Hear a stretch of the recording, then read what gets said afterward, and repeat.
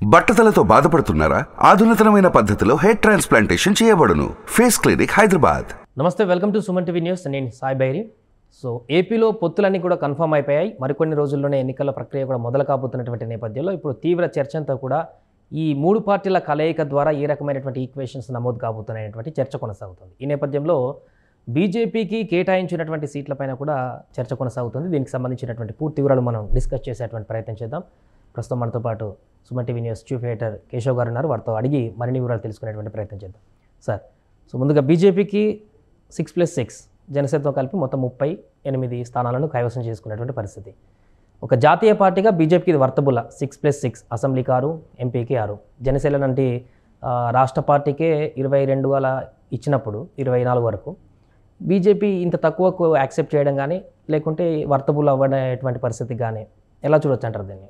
అంటే బలాల పైన ఎప్పుడు కూడా పొత్తులు దేని మీద అవుతాయి అంటే రాజకీయ ప్రయోజనాలు ప్లస్ గెలుపు బాటలు వేసేటువంటి మార్గాలు. ఈ రెండింటిని బేస్ చేసుకుని ఏ రాజకీయ పార్టీ అయినా కానీ పొత్తు పెట్టుకోవడానికి ప్రాధాన్యం వస్తుంది. ఆంధ్రప్రదేశ్లో ప్రస్తుతం ఉన్నటువంటి రాజకీయ సమీకరణల ప్రకారం చూస్తే కనుక రెండు బలమైనటువంటి పక్షాల మధ్య పోటీ వాతావరణం నెలకొంది. ఆ క్రమంలో మూడో పక్షంగా ఎవరు పోటీ చేసినా కానీ ఓటు చీలిక అనేది మరొక పక్షానికి అడ్వాంటేజ్ అయ్యేటువంటి అవకాశం ఉంది. 2019 ఎలక్షన్స్ మనం చూసాం. ఎవరికి వాళ్ళుగా పోటీ చేసినటువంటి క్రమంలో వైసీపీకి బిగ్ మార్జిన్ వచ్చినటువంటి పరిస్థితి. తర్వాత క్రమంలో జరిగినటువంటి పరిణామాలు, వైసీపీ 5 ఏళ్ల పాలన, ఇవన్నీ చూసిన తర్వాత ప్రభుత్వ వ్యతిరేక ఓటు చీలకూడదు అనేది ఒక ప్రధానమైనటువంటి ఎజెండాగా పవన్ కళ్యాణ్ ముందడుగు వేశాడు. సో ఈ లెక్కలన్నీ చూసుకునేటువంటి క్రమంలో ఏంటంటే ఆంధ్రప్రదేశ్లో బీజేపీ బలం ఎంత ఉంది, ఎన్ని నియోజకవర్గాల్లో ఉంది, గతంలో ఎలా ఉంది, ఇప్పుడు ఎలా ఉంది, ఈ రెండు అంశాలను కూడా బేరీజ్ వేసుకునేటువంటి పరిస్థితి ఉంది. రెండవది, రాష్ట్ర విభజన తర్వాత జరిగినటువంటి అనేక పరిణామాల విషయంలో కేంద్రంలో అధికారంలో ఉన్నా కానీ బీజేపీ నాయకత్వం కొంత ఉదాసీనంగా వ్యవహరించింది అనేటువంటి నేపథ్యం ఉండడంతో ఆంధ్రప్రదేశ్ ఓటరు బీజేపీ వైపు ఎంతవరకు మొగ్గుతాడు అనేది ఒక ప్రశ్నార్థకమైనటువంటి అంశంగా ఉంది. సో ఈ అంశాలను బేరీజ్ వేసుకొని మూడు పక్షాలు కూడా ఒక కన్క్లూజన్కి వచ్చినాయి. ఓవరాల్గా తెలుగుదేశం పార్టీ అక్కడ లీడ్ రోల్ తీసుకోవాల్సినటువంటి పరిస్థితి. ఎందుకంటే ఎక్కువ చోట్ల పోటీ చేసే అవకాశం ఉంది, ఎక్కువ బలం ఉన్నటువంటి పార్టీగా తెలుగుదేశం పార్టీని మనం చూడాల్సి వస్తుంది. కొంతమంది కొన్ని విశ్లేషణలు చేస్తున్నారు, స్థానిక సంస్థల్లో పోటీ చేయలేదు, మరొక చోట బై ఎలక్షన్స్లో నిలబడలేదు కాబట్టి తెలుగుదేశం లేదు అంటే అది భ్రమ. అది ఇప్పుడు పోటీ చేయకపోవడం అనేది ప్రామాణికం కాదు. అలా అనుకుంటే తెలంగాణ రాష్ట్ర సమితి పార్టీ పెట్టింది 2002లో అయితే 2000 సంవత్సరంలో అయితే 2004 వరకు ఆయన ఏ ఎన్నికల్లో పోటీ చేయాలి. స్థానిక ఎన్నికల్లో జడ్పీ ఎలక్షన్స్లో కూడా కొన్ని సందర్భాలు దూరంగా ఉన్నటువంటి పరిస్థితి. హైదరాబాద్ మున్సిపల్ ఎలక్షన్స్లో అసలు కంటెస్ట్ చేయలేదు, ఆయన అధికారంలోకి వచ్చేవారు కంటెస్ట్ చేయాలి. కాబట్టి రాజకీయంలో ముందడుగు వేయడం వెనకడుగు వేయడం అనేది సహజం. అది కాబట్టి దాన్ని వేరుగా చూడాల్సిన అవసరం లేదు. సో ఈ అంశాలన్నింటినీ బేరీజ్ వేసుకొని తెలుగుదేశం, జనసేన, బీజేపీ ఒక కన్క్లూజన్కి వచ్చినాయి. తెలుగుదేశం 145 స్థానాల్లో పోటీ చేయడం, అలానే బీజేపీ, జనసేన కలిపి 30 అసెంబ్లీ స్థానాల్లో పోటీ చేయడం. ఇక లోక్సభ స్థానాలకు సంబంధించి 8 సీట్లు షేర్ చేసుకోవాలి. అందులో 6-2 అని ఒక ఈక్వేషన్ నడుస్తుంది, అలానే 5-3 అని ఒక ఈక్వేషన్ నడుస్తుంది. ప్రస్తుతానికి ఉన్నటువంటి స్టేబుల్ ఈక్వేషన్ ఏంటంటే 6-2 అనే దాని మీద ఉంది. బీజేపీ 6 లోక్సభ స్థానాలు, 6 అసెంబ్లీ స్థానాలు, ఈ స్లోగన్తో ముందుకు వస్తున్నటువంటి పరిస్థితి. అంటే ఒక జాతీయ పార్టీ జాతీయ స్థాయిలో 370 సీట్లు గెలవడానికి ఒక పార్టీగా రెడీగా ఉన్న పార్టీ, కూటమిగా 400 సీట్లు గెలవాలనుకున్నటువంటి పార్టీ రియల్ బలం, స్థానికంగా ఎలాంటి పరిస్థితులు ఉన్నాయి, వాస్తవికత ఏంటి, క్షేత్రస్థాయి అంశాలని ఇవన్నీ దృష్టిలో పెట్టుకొని ఒక కన్క్లూజన్కి వచ్చారు. కాబట్టి అది మిత్రుల మధ్య జరిగినటువంటి సర్దుబాటుగా మనం చూడాల్సి ఉంటుంది. అలాగే సార్, ఇప్పుడు జనసేన కూటమికి సంబంధించి 24 3 ఎంపీ స్థానాలు ఫస్ట్ అన్నారు. అదే చాలా తక్కువ తీసుకున్నారని కొన్ని విమర్శలు కూడా రావడం జరిగింది. సో ఇప్పుడు బీజేపీతో మరి నిన్న మీటింగ్ అయిన తర్వాత ఆ 3 కాస్త 2 అయ్యేటువంటి పరిస్థితి. ఎంపీ మరలా కాంప్రమైజ్ అయ్యారా? జనసేన వెనక్కి తగ్గుతున్నారా? దీని అనుకున్నటువంటి స్ట్రాటజీ ఏంటి? అంటే ఒకటి, జనసేన పార్టీ టాప్ ప్రయారిటీ ఇచ్చింది అసెంబ్లీ సీట్ల విషయంలో అనేది అందరికీ తెలిసింది. ఎందుకంటే నియోజకవర్గాల వారీగా కూడా కొంత కసరత్తు చేశారు. ప్లస్ గత చరిత్రను తీసుకుని 2009లో ప్రజారాజ్యం, 2014లో తెలుగుదేశం కూటమి గెలిచినటువంటి తీరు, 2019లో జనసేనగా పోటీ చేసినప్పుడు వచ్చినటువంటి రిజల్ట్స్, ఇవన్నీ చూసి మొన్న జరిగినటువంటి స్థానిక ఎన్నికల్లో స్థానికంగా గెలిచినటువంటి స్థానాలు ఇవన్నీ లెక్కలు వేసుకుని చూసిన తర్వాత నాయకులు, అలానే ఆర్థికంగా బలమైనటువంటి నాయకులు, ఇలా 2 ఈక్వేషన్స్ని పవన్ కళ్యాణ్ గారు ముందు పెట్టుకున్నారు.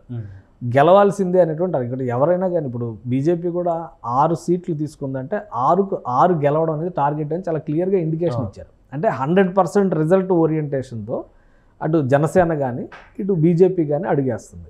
కాబట్టి వాళ్ళు తీసుకున్నటువంటి సీట్లు గెలిపించుకోవడం, లాస్ట్ టైం బీజేపీ 13 సీట్లు తీసుకుంది, 4 చోట్ల గెలిచినటువంటి పరిస్థితి ఉంది. సో 50% కూడా రిజల్ట్ రాలా. ఈసారి 100% రిజల్ట్ అనేటువంటి టార్గెట్తో వెళ్తున్నారు. 6 అయినా 4 అయినా కానీ అన్నీ గెలవాల్సిందే అనేటువంటి ఉద్దేశంతో ముందుకెళ్తాం. ఇప్పుడు జనసేన పార్టీ కూడా లోక్సభ స్థానం అనగానే 7 అసెంబ్లీ నియోజకవర్గాల పరిధిలో బలాన్ని చూపించుకోవాల్సినటువంటి పరిస్థితి ఉంటుంది. సో ఇప్పుడు జనసేన ఇంకోటి స్థానికంగా ప్రాంతీయ సమస్యల మీద పోరాటం చేస్తున్నటువంటి నేపథ్యంలో కూటమిలో బలమైనటువంటి పార్టీగా బీజేపీ జాతీయ రాజకీయాల్లో ఒక ముద్ర చూపిస్తుంది కాబట్టి నాయకత్వం కూడా అక్కడ ఆప్షన్స్ ఎక్కువ ఉండేటువంటి అవకాశం ఉంటుంది. కాబట్టి వాళ్ళిద్దరి మధ్య ఒక అండర్స్టాండింగ్లో భాగంగా 6-2 అనేటువంటి ఈక్వేషన్ వచ్చి ఉండొచ్చు అనేది నా అభిప్రాయం. ఇంకోటి ఏంటంటే అభ్యర్థులను తీసుకురావడం కూడా చాలా ముఖ్యమైనటువంటి, కాబట్టి బీజేపీకి ఒక ఆప్షన్ కింద ఇచ్చి ఉండొచ్చు అని అనిపిస్తుంది. ఇప్పుడు అంటే బీజేపీ 6+6 అంటే తక్కువ సీట్లే తీసుకుంది కాబట్టి అంటే అభ్యర్థులను ఎంచుకునేటువంటి ఏరియాలు కానీ చూసింగ్ కూడా బీజేపీకి ఉండేటువంటి అవకాశం ఏమైనా ఉందా ఇప్పుడు, లేకుంటే ఖచ్చితంగా ఇప్పుడు ఒక ఆప్షన్ ఆల్రెడీ కొన్ని డిసైడ్ చేశారు. ఎందుకంటే ట్రెడిషనల్గా బీజేపీ పోటీ చేసినటువంటి స్థానాలు ఉన్నాయి. గత 20-30 ఏళ్ళగా బీజేపీ చాలా చోట్ల ఎన్నికంటే 99 యాక్చువల్గా అయితే ఎన్టీ రామారావు అప్పటి నుంచి కూడా బీజేపీతో పొత్తు నడుస్తున్నటువంటి పరిస్థితి ఉంది. కాకపోతే అది 80లో జరిగినటువంటి ఈక్వేషన్ పక్కన పెడితే 99 తర్వాత జరిగినటువంటి రాజకీయాల్లో బీజేపీ రాజమండ్రిలో పోటీ చేసింది, కాకినాడలో పోటీ చేసింది, నరసాపురంలో పోటీ చేసింది, విశాఖలో పోటీ చేసింది. గతంలో ఇంకా రాయలసీమ జిల్లాల్లో కూడా బరిలో దిగినటువంటి హిస్టరీ ఉంది. ఒకప్పుడు ప్రధానమంత్రి అభ్యర్థిగా పివి నరసింహరావు అంటే పివి నరసింహరావు పోటీ పెట్టిందే బీజేపీ అప్పుడు ఆంధ్రప్రదేశ్లో. కాబట్టి ఇవన్నీ దృష్టిలో పెట్టుకుని ఇప్పుడు బీజేపీ వేస్తున్నటువంటి అడుగులు ఎలా ఉన్నాయంటే ఉత్తరాంధ్రలో ఒక 2 సీట్లు, అలానే రాయలసీమలో ఒక 2 సీట్లు, దక్షిణాంధ్రలో ఒక 2 సీట్లు, ఇలా 3 ప్రాంతాల్లో కూడా పార్టీ ఉనికిని చాటుకునే విధంగా ఒక ఈక్వేషన్ మెయింటైన్ చేస్తున్నట్టుగా ఉంది. ఇప్పుడు బయటకు వస్తున్నటువంటి లిస్ట్ ప్రకారం సార్ ఫైనల్ కాకపోయినా కానీ బట్ ఆల్మోస్ట్ ఫైనల్ అవడానికి అవకాశం ఉన్నటువంటి ఈక్వేషన్స్. ఈసారి విశాఖ పార్లమెంటు తెలుగుదేశం పోటీ చేసే అవకాశం ఉంది కాబట్టి అరకు పార్లమెంట్ అడుగుతున్నారని, అనకాపల్లి పార్లమెంటు కూడా బీజేపీ తీసుకునేటువంటి ప్రయత్నాలు చేస్తుంది. ఇంకోవైపు రాజమండ్రి సీట్ తీసుకునేటువంటి ప్రయత్నాలు చేస్తున్నారు. ఏలూరు కానీ నరసాపురం కానీ, ఒకవేళ నరసాపురంలో టీడీపీ క్యాండిడేట్గా రఘురామకృష్ణరాజు బరిలో దిగితే ఏలూరు నుంచి బీజేపీ క్యాండిడేట్ని బరిలో నిలపాలనేటువంటి ఒక ఆలోచన చేస్తున్నారు. అలానే రాయలసీమలో చూస్తే రాజంపేట సీట్ అడుగుతున్నారు. ఇటు మరొక సీటు ముఖ్యమైనటువంటిది హిందూపురం అడుగుతున్నారు. హిందూపురం కూడా చాలా ముఖ్యమైనటువంటి సీటు, ప్లస్ నాయకత్వం కూడా ఉంది. ఆ ప్రాంతాల్లో కొంత నాయకత్వం ఉంది. వాళ్ళందరినీ కూడా కన్సాలిడేట్ చేయడం ద్వారా ఒక బలమైనటువంటి శక్తిగా బీజేపీ నిలబెట్టాలనేటువంటి ఆలోచన. రాయలసీమలో బీజేపీకి గతంలో కూడా మంచి నాయకత్వం ఉన్నటువంటి పరిస్థితులు ఉన్నాయి. కొంతమంది నాయకులు చిలకం రామచంద్రారెడ్డి లాంటి వాళ్ళు రాష్ట్ర పార్టీకి నాయకత్వం వహించినటువంటి సందర్భాలు ఉన్నాయి. కాబట్టి ఇవన్నీ దృష్టిలో పెట్టుకునే 3 ప్రాంతాల్లో కూడా తన అస్తిత్వం ఉండే విధంగా బీజేపీ ఒక వ్యూహరచన చేస్తున్నట్టుగా ఈ సీట్ల నంబర్ను బట్టి చూస్తే అర్థం చేసుకోవచ్చు. అలానే లీడర్స్ కూడా దానికి తగ్గట్టుగా లీడర్స్ని కూడా తయారు చేసి పెట్టుకున్నటువంటి దాఖలాలు అయితే స్పష్టంగా కనిపిస్తున్నాయి. అంటే అభ్యర్థులు కూడా ఇప్పుడు ఎక్కువ ఉన్నారు కదా సార్ ఇప్పుడు ఏపీ వ్యాప్తంగా. సో సీటు తక్కువ ఉన్నాయి 6+6. సో మిగతా వాళ్ళని అసంతృప్తిగా ఉండేటువంటి నేతలను ఏ విధంగా కాంప్రమైజ్ చేసేటువంటి అవకాశం ఉంది బీజేపీ? అంటే బీజేపీ కేంద్రంలో అధికారం వస్తుందన్న విషయంలో వేరే క్వశ్చన్ ఎవరికి లేదు. చాలా మందికి అంటే ఆల్మోస్ట్ వచ్చేసినట్టుగానే అదే ఆలోచనతో ఉన్నారు. గ్రౌండ్ రిపోర్ట్స్, సర్వేలు ఇవన్నీ కూడా అదే సూచిస్తున్నాయి. కాబట్టి బీజేపీలో అసంతృప్తికి స్థానం తక్కువ ఉంటుంది. అయితే 2 విషయాలు ఇక్కడ ఆలోచించాల్సినట్టు, బీజేపీలో ఉన్నటువంటి బలమైన నాయకులు అని చెప్పుకుంటున్న వాళ్ళందరూ కూడా ఇప్పుడు కూడా ప్రజాబలంతో నెగ్గిన నాయకులు తక్కువ ఉన్నారు అక్కడ. ఇప్పుడు పురంధేశ్వరి గారు 2 సార్లు ఎంపీగా చేశారు. ఆ లెక్కను చూస్తే కనుక ఆమెకు ఒక ఎక్స్పీరియన్స్ ఉందని చెప్పని అనుకోవచ్చు. మిగతా కిరణ్ కుమార్ రెడ్డి ఆయన ముఖ్యమంత్రిగా కూడా చేస్తున్నాడు కాబట్టి ప్రజాబలంతో వచ్చినటువంటి నాయకులు అనుకోవచ్చు. మిగతా వాళ్ళలో చాలా తక్కువ మంది ఉన్నారు అలా వచ్చిన వాళ్ళు. ఇప్పుడు సుజనా చౌదరి పేరు వచ్చిన, అలానే టీజీ వెంకటేష్ గారు డైరెక్ట్ ఎలక్షన్స్ గెలిచారు, అలానే ఇండైరెక్ట్ ఎలక్షన్స్లో కూడా ఉన్నారు ఆయన. ఈ సుజనా చౌదరి గారు కానీ, సీఎం రమేష్ గారిని వీళ్ళంతా పేర్ల పరంగా చూస్తే అంటే పెద్ద లీడర్స్గా కనిపిస్తూ ఉండొచ్చు, కానీ క్షేత్రస్థాయిలో వీళ్ళు ఎంత ప్రభావం చూపిస్తారనేది పార్టీ అంచనా వేసుకుంటుంది. ఆల్రెడీ ఆంధ్రప్రదేశ్లో ఉన్నటువంటి 25 నియోజకవర్గాల్లో కూడా బీజేపీ కేంద్ర పార్టీ ఒక క్షేత్రస్థాయి నివేదికలు తెప్పించుకుందనేటువంటిది ఒక సారాంశం అయితే ఉంది. ఆ అంచనాలకు అనుగుణంగానే పొత్తు విషయంలో కూడా ఒక కన్క్లూజన్కి వచ్చారని, అలానే రాష్ట్ర పార్టీ ఇచ్చినటువంటి నివేదికల పరంగా పార్టీ ఎక్కడెక్కడ బలంగా ఉంది, ఏ నాయకుడిని డైరెక్ట్ ఎలక్షన్స్లో ప్రజాక్షేత్రంలో నిలబడితే గెలుస్తారు అనేటువంటి అంచనాలను దృష్టిలో పెట్టుకొని అభ్యర్థుల ఫిల్టరింగ్ కూడా జరుగుతుందనేది సమాచారం. సార్ ఫైనల్గా ఈ బీజేపీకి రాష్ట్ర వ్యాప్తంగా, ఏపీ వ్యాప్తంగా అసలు ప్రజల యొక్క ఇంటెన్షన్ ఏ విధంగా ఉంది ఆ పార్టీ మీద? ఇప్పుడు పొత్తులతో పోవడం వల్ల టీడీపీ జనసేన కలిసి వస్తుందా లేకుంటే మైనస్ అవుతుందా? ఇప్పుడు జగన్ కూడా ఇన్ని రోజులు ఏమనని బీజేపీని ఇప్పుడు ప్రచారంలోకి వెళ్తే ఏ విధంగా డిఫీట్ చేయగలుగుతారు, ఏ రకంగా కామెంట్ చేస్తారు, దాన్ని జనాలు ఏ విధంగా రిసీవ్ చేసుకుంటారు? బీజేపీ జాతీయ స్థాయిలో బలమైన పార్టీ, ఆంధ్రప్రదేశ్లో గ్రౌండ్ ఉందా లేదా అనేది ప్రస్తుతానికి ప్రశ్నార్థకమైనటువంటి అంశం కావచ్చు. కానీ ఏంటంటే రేపు ఆంధ్రప్రదేశ్ సమస్యలకి బీజేపీ ఎలాంటి ఎజెండా ఇవ్వబోతుంది అనేది ఇక్కడ చాలా ముఖ్యమైనటువంటి అంశం. రాష్ట్ర విభజన అనేది సహేతుకంగా జరగలేదు అనే మాటనే పార్లమెంట్లోనే నిర్ద్వందంగా చెప్పినటువంటి వ్యక్తి నరేంద్ర మోడీ. అంటే అది ఆంధ్రప్రదేశ్ ప్రజల పక్షాన చెప్పినటువంటి మాటగా మనం పరిగణించాల్సి ఉంటుంది. ఎందుకంటే రాష్ట్ర విభజన జరగడం అనేది జరిగిపోయింది, 10 ఏళ్లుగా రాష్ట్రం తెలంగాణ రాష్ట్రం ఏర్పడింది, నడుస్తుంది. కానీ విభజన సహేతుకం కాదని ధైర్యంగా చెప్పినటువంటి ప్రధానమంత్రి ఆంధ్రప్రదేశ్ పట్ల సింపతిగా ఉన్నారు అని చెప్పడానికి ఒక ఇండికేషన్గా బీజేపీ నాయకులు చెప్తున్నారు. మరొక కోణంలో చూస్తే రాష్ట్ర ప్రయోజనాల విషయంలో రాష్ట్రంలో ఉన్నటువంటి పార్టీలు ఆ జాగ్రత్త తీసుకోవాలి, అందులో ఫెయిల్ అయింది రాష్ట్రంలో ఉన్నటువంటి పార్టీలు అనేటువంటి వాదనను బీజేపీ నాయకత్వం మొదటి నుంచి చెప్తున్నాయి. కాబట్టి బీజేపీ ఆంధ్రప్రదేశ్కు ద్రోహం చేసింది అని చెప్పడానికి ఉన్నటువంటి అవకాశాలు కూడా అక్కడ చాలా తక్కువగా ఉంటాయి. రెండోది తెలంగాణ ఎలక్షన్స్ మనం చూస్తే చివరి నిమిషం వరకు కూడా తెలంగాణకు పెద్దగా న్యాయం చేయలేదు, అలానే ఇలాంటి వివాదాస్పదమైన వ్యాఖ్యలు ప్రధానమంత్రి చేశారనేటువంటి చర్చ జరిగినప్పుడు కూడా ఆయన ఒక 4 పాయింట్ ఫార్ములాను నమ్ముకున్నారు. బీసీసీఎం అనే నినాదం తీసుకొచ్చారు, అలానే పసుపు బోర్డు అనౌన్స్ చేశారు, ఇంకోవైపు నుంచి గిరిజన యూనివర్సిటీకి క్లియరెన్స్ ఇచ్చేశారు, మరొకటి ఎస్సీ వర్గీకరణ తీసుకొచ్చారు. ఈ 4 అంశాలు కూడా తెలంగాణ సమాజాన్ని ప్రభావితం చేసినటువంటి అంశాలు. అందుకనే గతంలో ఎన్నడూ లేని రిజల్ట్ తెలంగాణలో వచ్చింది. సింగిల్గా వెళ్ళినప్పుడు కూడా, అంటే అలయన్స్లో వెళ్ళినప్పుడు కూడా 8 సీట్లు గెలిచినటువంటి దాఖలాలు లేవు బీజేపీకి తెలంగాణ చరిత్రలో. కానీ ఈసారి 8 సీట్లు గెలిచింది. సో ఇక్కడ రాజకీయ వ్యూహం అనేది ముఖ్యం. కేంద్రంలో అధికారం ఉండేటువంటి తరుణంలో ఏపీని ఏ విధంగా ఆదుకోబోతోంది అనేటువంటి విషయంలో బీజేపీ ఎలాంటి భరోసా, కూటమిగా బాధ్యత, ఇప్పుడు తెలుగుదేశం చెప్పాలి, జనసేన చెప్పాలి, బీజేపీ 3 పార్టీల బాధ్యత. కాబట్టి ఖచ్చితంగా చంద్రబాబు నాయుడు గారు తన శ్రేణులకు ఒక మాట చెప్పారు, ప్రధానమంత్రి ఒక మంచి వార్త చెప్తారు రాష్ట్ర అభివృద్ధికి సంబంధించి, రాష్ట్ర భవిష్యత్తుకు సంబంధించి అనేటువంటి మాట ఒకటి తన శ్రేణులకు చెప్పారని వస్తుంది. కాబట్టి ఒక సొల్యూషన్ ప్రిపేర్ చేసుకునే ఆంధ్రప్రదేశ్లో ప్రజాక్షేత్రంలో దిగడానికి బీజేపీ నాయకత్వం కూడా సిద్ధంగా ఉంది. ఎందుకంటే ఇన్ని రాష్ట్రాలు, ఇన్ని ఎన్నికలు ఇంత చూసిన తర్వాత ఆ మాత్రం గ్రౌండ్ రియాలిటీ తెలియకుండా బీజేపీ నాయకత్వం ఆంధ్రప్రదేశ్లో నేరుగా తమ గుర్తుపైన పోటీ చేసి అభ్యర్థులను గెలిపించుకుంటాం అనేటువంటి ధీమా వ్యక్తం చేయడానికి అవకాశం ఉండదు. సో అది బీజేపీ వర్షన్. ఇంకా జగన్మోహన్ రెడ్డి గారు ఏం చెప్తారనేది ఇప్పుడు ఆలోచించాలి. ఇప్పటివరకు తామరాకు మీద నీటి బొట్టులాగా ఎటు చెప్పకుండా ఏ సందర్భంలో అడిగినా అడగకున్నా కానీ బీజేపీకి మద్దతు ఇస్తూనే కేంద్రంలో ఆయన కాలం గడిపినటువంటి పరిస్థితి. సో బీజేపీ కూడా జగన్మోహన్ రెడ్డి గారి మీద ఎన్ని విమర్శలు వచ్చినా చూసి చూడనట్టుగా వెళ్ళిపోతుంది అనేటువంటి ఇంప్రెషన్ ప్రజల్లో కూడా ఉంది.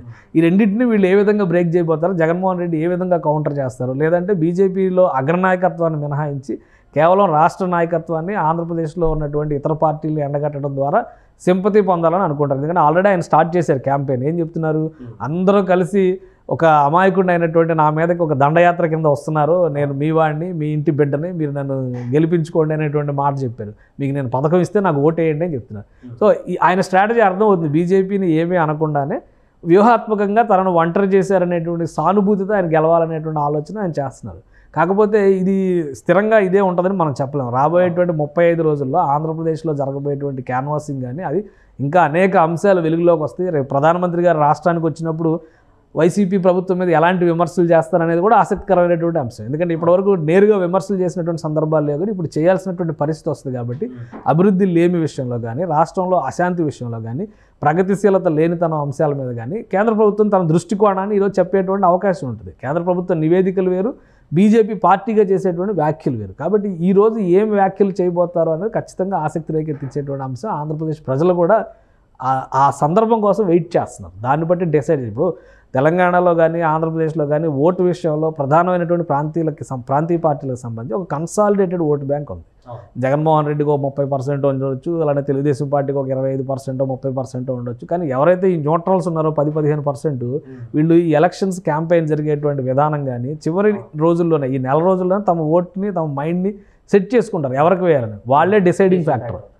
సో ఆ ఫ్యాక్టర్ని ఎవరు క్యాచప్ చేస్తారనేది ఈ 30 రోజుల టాస్క్. అది ఎలా ఉంటుందనేది చూడాలి. Right sir. ఇంకొకటి, ఇప్పటికీ అంటే ఎట్టి పరిస్థితుల్లో వైసీపీని గెలవనేమో, దానికి కావాల్సినటువంటి అన్ని పార్టీలతో కలిసి వెళ్తామని చెప్పినటువంటి నేపథ్యంలో 3 పార్టీలు అయితే కలిసాయి. బట్ లాస్ట్ టైం 0 ఓటర్గా ఉన్నటువంటి కాంగ్రెస్ ఈసారి కొంచెం పుంజుకున్నట్టు కనపడుతుంది షర్మిల రాకతోటి. సో అదేమన్నా కొంచెం వీళ్ళకి ఇబ్బందిగా మారేటువంటి అవకాశం ఉందో, ఆ ఓటు బ్యాంక్ కనుక ఏమన్నా ఫస్ట్ నుంచి కూడా Sharmila vote bank maximum YSR, ఇప్పుడు కాంగ్రెస్ ఓటు బ్యాంక్ అంతా వైఎస్ఆర్సీపీకి కన్వర్ట్ అయినటువంటి పరిస్థితి. వైఎస్ఆర్ కుటుంబంలో నుంచి బయటకు వచ్చినటువంటి షర్మిల చేసేటువంటి పోరాటం వలన మళ్ళీ అక్కడి నుంచే చీలుకుంటుంది, కానీ ఇటు నుంచి చీలిక అయ్యేటువంటి అవకాశం ఉండదు. ఫస్ట్ అందరూ ఏమనుకున్నారంటే షర్మిల ప్రజల్లోకి వెళుతున్నటువంటి విధానం కానీ, ఆమె స్టేట్మెంట్లు ఇస్తున్నటువంటి వైనం కానీ ఇవన్నీ చూసినాక చాలామంది ఒక మేజర్ ఇంపాక్ట్ చూపించేటువంటి అవకాశం ఉందని భావించారు. కానీ ఎలా వెళ్ళారో అలానే వెనక్కి వచ్చారు. కాపు రామచంద్రారెడ్డి కానీ, అలానే ఆయన కరకట్ట ఉన్నాడు కదా మంగళగిరి ఎమ్మెల్యే ఆర్కే, ఆయన కానీ వీళ్ళు ఎంత వేగంగా వెళ్ళారో అంత వేగంగా వచ్చారు. ప్లస్ బయటకు వచ్చిన తర్వాత మళ్ళీ వీళ్ళు చేసిన విమర్శలు కూడా ఒక నియంత అన్నారు. మీరు నెల రోజులు కాకుండా ఆమెలో నియంత్రణ చూస్తే మరి జగన్మోహన్ రెడ్డి గారి దగ్గరికి వెళ్ళి నుంచి వెళ్ళేటప్పుడు కూడా అలాంటి కామెంట్స్ చేసేవారు. మళ్ళీ వెంటనే జగన్మోహన్ రెడ్డి గారి దగ్గరికి వెళ్ళారు, ఆయన వెళ్ళారు. కాపు రామచంద్రారెడ్డిలేమో బీజేపీలో చేరేటువంటి ప్రయత్నం చేస్తున్నారు. సో ఇవన్నీ చూసినప్పుడు ఏంటంటే ప్రజల్లో కూడా ఒక క్లారిటీ ఉంది. కాబట్టి వీళ్ళు చేంజింగ్ ప్లేయర్స్ కాదు, ప్రస్తుతానికి ఒక ఆప్షన్గా కనిపించేటువంటి వాళ్ళే. కానీ అలానే బలమైనటువంటి నాయకత్వం కాంగ్రెస్లో కాంగ్రెస్లో ఉన్నటువంటి నాయకత్వం అలానే ఉంది. వాళ్ళు ఎటు పోలా, అటు టీడీపీలోకి రాలా, ఇటు వైసీపీలోకి రాలా. కొంతమంది మారారు అంతవరకే. కానీ ఎవరైతే కోర్ కాంగ్రెస్ పీపుల్ అనుకున్నారో, పాత తరం కాంగ్రెస్ నాయకత్వానికి వారధులుగా వచ్చిన వాళ్ళందరూ ఇంకా అక్కడే ఉన్నారు. రఘువీరారెడ్డి దగ్గర నుంచి కేవీపీ రామచంద్ర వరకు అందరూ అక్కడే ఉన్నారు. సో వాళ్ళకు ఉండేటువంటి సింపతి, వాళ్ళకు వచ్చేటువంటి ఓటు ఫ్యాక్టర్ ఏదైతే ఉందో అదే ఉంటుంది. అంతకంటే ఒక % పెరగొచ్చేమో కానీ పెద్దగా చేంజ్ చూపించేటువంటి అంశం కాకపోవచ్చు అనేది నా అభిప్రాయం. Right, thank you sir. So చూద్దాం ఏపీలో మరికొద్ది రోజుల్లో జరగబోతున్నటువంటి ఎన్నికలకు సంబంధించి ఈ పొత్తులు అనేటివి ఎవరికి అడ్వాంటేజ్గా మారతాయి, ఎవరికి డిసడ్వాంటేజ్గా మారతాయి, ప్రజలు వీరిని ఏ రకంగా స్వీకరిస్తారనేది కూడా చూసేటువంటి ప్రయత్నం చేద్దాం.